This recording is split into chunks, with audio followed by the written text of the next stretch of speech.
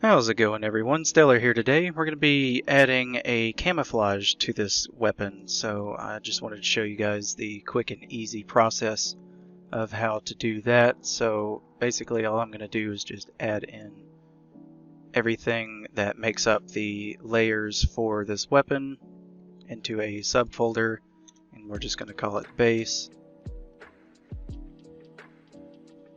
Then I'm going to add in another filter or folder, and we're going to call it Camo.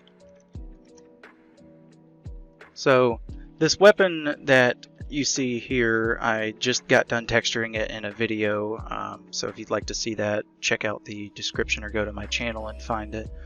This weapon here was made and designed and created, all that good stuff, by Josh Johnson, aka Nighthawk. For his game Engine of Destruction that he's currently developing. I explained it a little bit in the other video before I broke into a time lapse.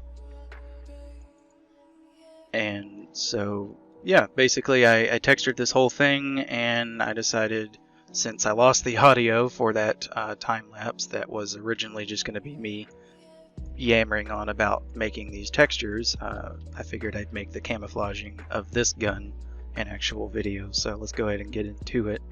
I'm just going to add in a fill layer into this folder here, and then on the fill layer I'm going to add a bitmap mask, and I went ahead and got a tiger stripe bitmap or seamless texture.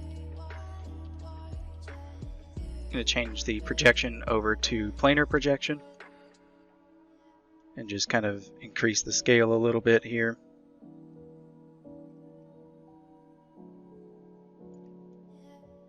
Something like that works good for me. Alright, and then now I'm just going to add in another fill layer underneath this. We'll go ahead and change this one to kind of a tannish brown color.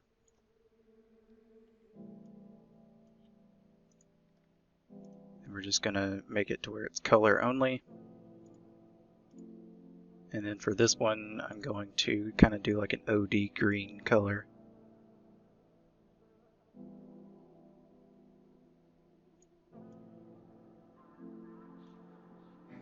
Just like that. And then we can just add in a fill layer just for the roughness here.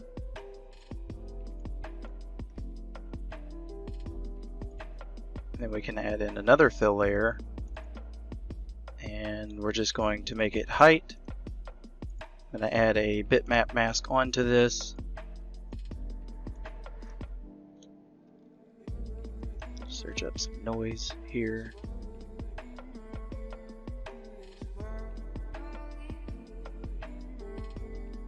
We'll do that.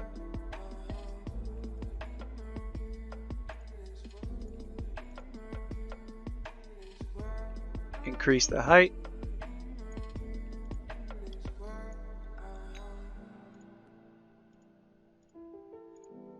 Enable triplanar and just bump the scale way up here.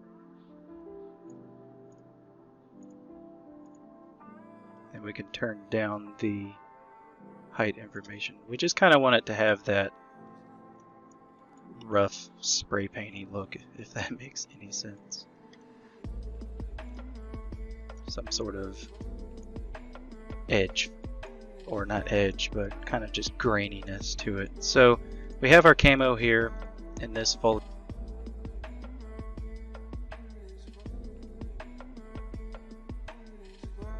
What we can do now to make it look like an actual camouflage is we can go in to our shelf here, into our smart materials or our smart masks, and I'm just going to select the stains and scratches one and drag and drop that over there. Go into the mask and invert it, so we kind of get that look going.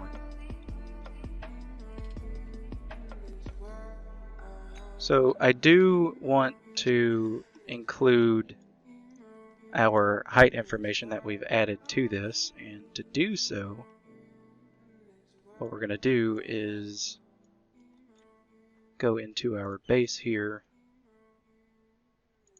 which I believe is one of these.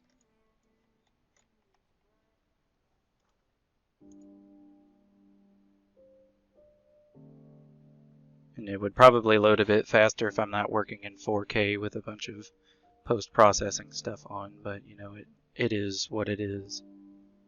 Okay, so it is this one here. I'm just going to add a anchor point to this.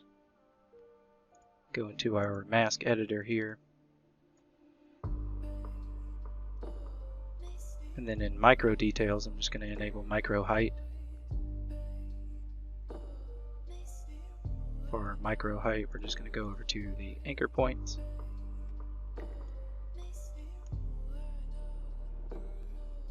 Scroll back up to the micro height, and we're just going to bump up the curvature intensity and the height details intensity and the AO. Kind of crank it up until it actually starts reacting a little bit with our model here, like it currently is, but it's kind of going in the wrong direction, so we need to see if we can invert this if possible.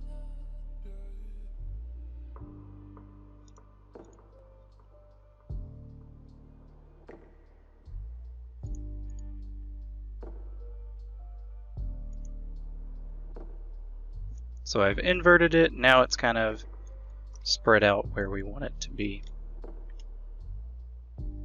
So we can go back up, kind of bump some of these numbers up and see what we're looking like.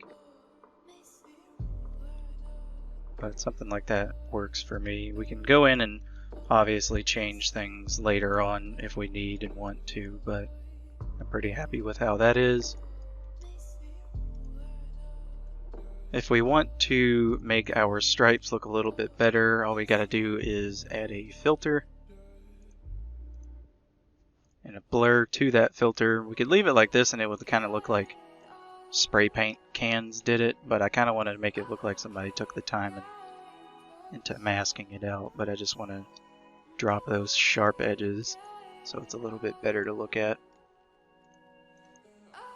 And then we can add in another folder and call it Camo as well, and we'll just drag and drop that inside of there. And we can add a black mask. Go ahead and color pick, or pick what we want to be camouflaged.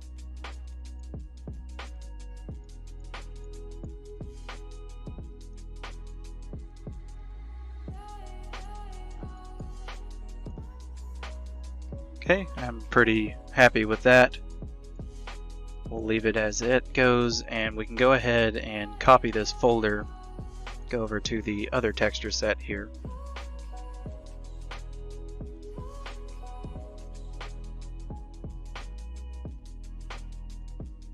And we can paste it right in. And I'm just going to clear the mask. Go ahead and select what I want to be camouflaged.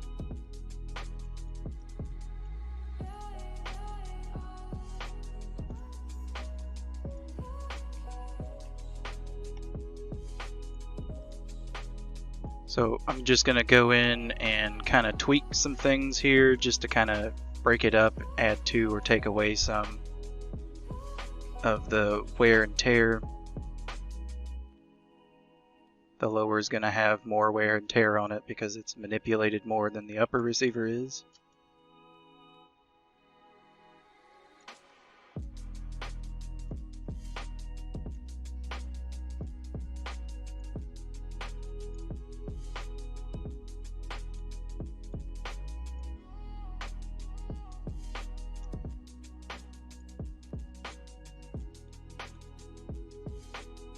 Pretty happy with how this looks.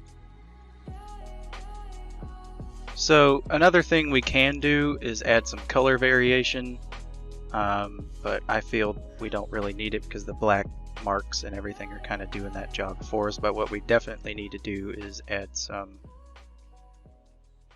grime, just a little bit, not too terribly much. So we'll go in, add a fill layer, and I'm just going to drag and drop a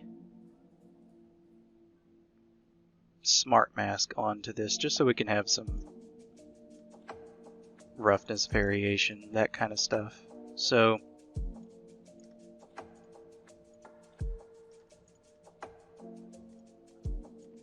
get on with a good angle, kind of turn down the roughness to where it peeks out at us just a little bit, some oil stains, and then we can actually reintroduce that color, and I'm just going to make it kind of like a dark, crappy color, kind of like that.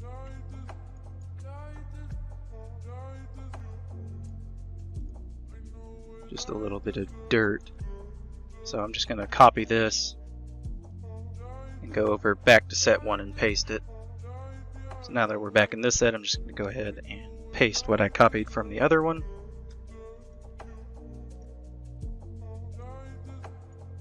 And it just kind of adds in that dirt here and there to kind of break up the shape of what we got. So the only thing I'm going to do here is just go in and make sure if there is an option, which there isn't, so never mind. So that looks pretty good, but we can definitely do some more. What we can definitely do is add some cuts and scratches in. So I'm just going to go into here, into alphas, just search AYI, because I like this guy's scratches and pack that he's got going on. And I'm just going to click on the camo filter itself. Or not the camo filter, but this one here.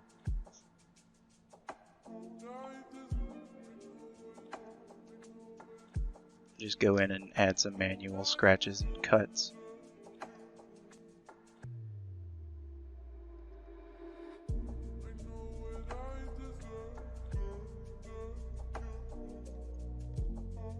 Just got to make sure I'm on the right set here. Going to add a paint. And there we go, now it's working properly. I'm going to make sure I don't have any flow or angle or any type of jitter, and then from here I'm just going to go around and stamp in some more noticeable wear and tear.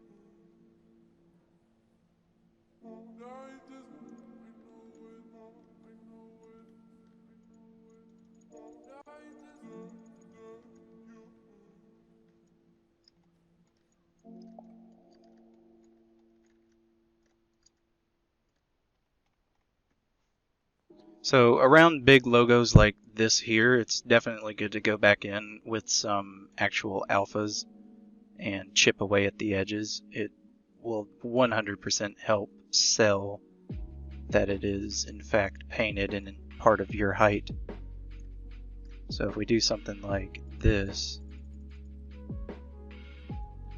it goes a long way and helps selling it. Even though they're kind of small little things we're doing, that autosave coming in and ruining my life, even though they're kind of small things that we're doing, once you go through and actually add in stuff like this, it will do a lot in selling the fact that this is a legit height map instead of it just being stamped in Substance Painter.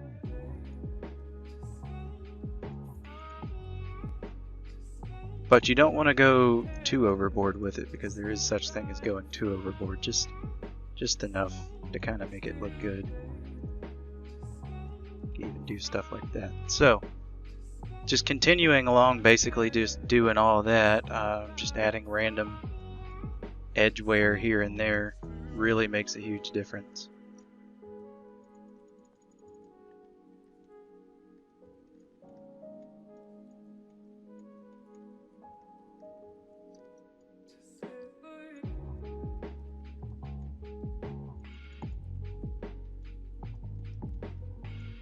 Just kind of adding life into it. Now on the other side, where there is areas where your hand's going to be manipulating the weapon a lot, you can get in with some pretty aggressive brushes and kind of just knock that back a lot. So if we go in and then add a paint to our camo mask here, because I want to remove the dirt with it as well that we added, we can go in with some actual brushes,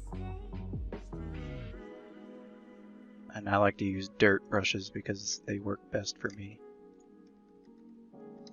But we can go through and just kind of knock back some of this area where there would be real good wear and tear on the weapon.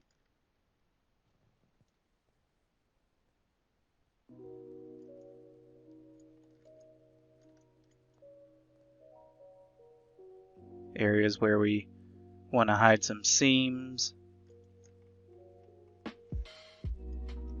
Just stuff like that. And then once we knock it back just a little bit, it doesn't have to be crazy, we can go back in and kind of reconstitute some of these edges and definition that we lost on our model here.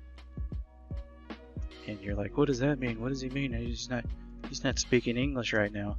You'll get what I mean here in just a moment. So we could do a height mask on this as well, like an anchor, but there's not really that much added in, so we can just kind of go in with the brush that we already have selected and just go in and do some manual edge wear. So stuff like that doesn't look as bad.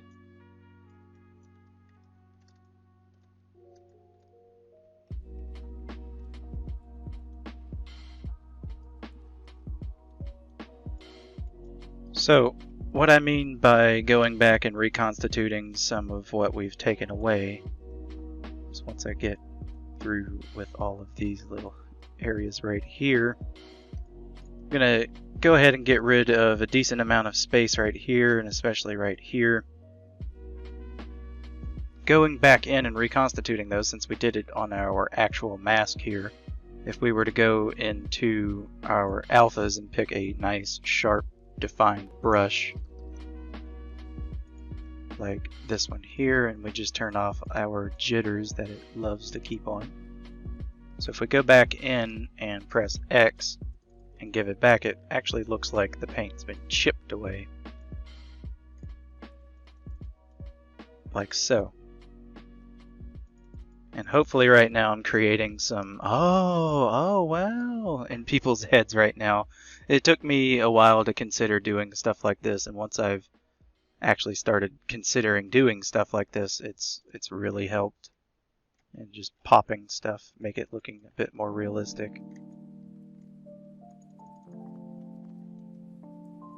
So we'll just do something like that, and then we can even go back in and add random little bits back in.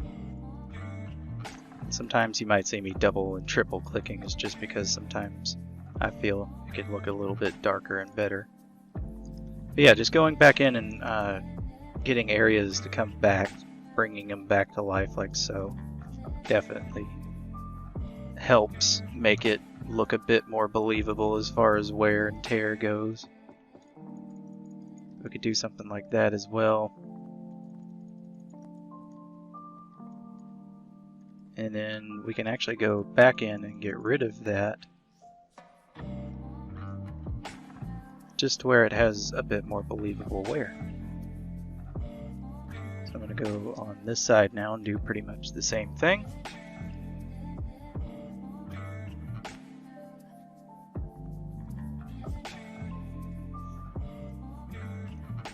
Find a good brush that kind of matches what you've done.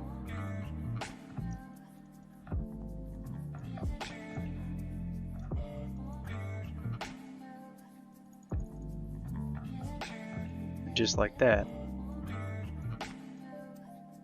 So I'm gonna go in now, get some of these splotches, just kind of add that back in slightly there, a lot there, a little bit here.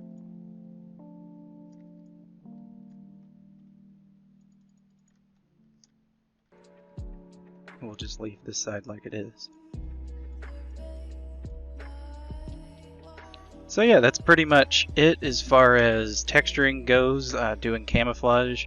The best part is since it's not a colored fill layer or anything, you can always go in and change the color of your camouflage to whatever you want. So I hope this helps some of you guys. Helps me pretty good. But yeah, if you like the video, please like it. If you want to see more, please let me know. Until then, I hope you guys have a good one, and I will see you in the next video.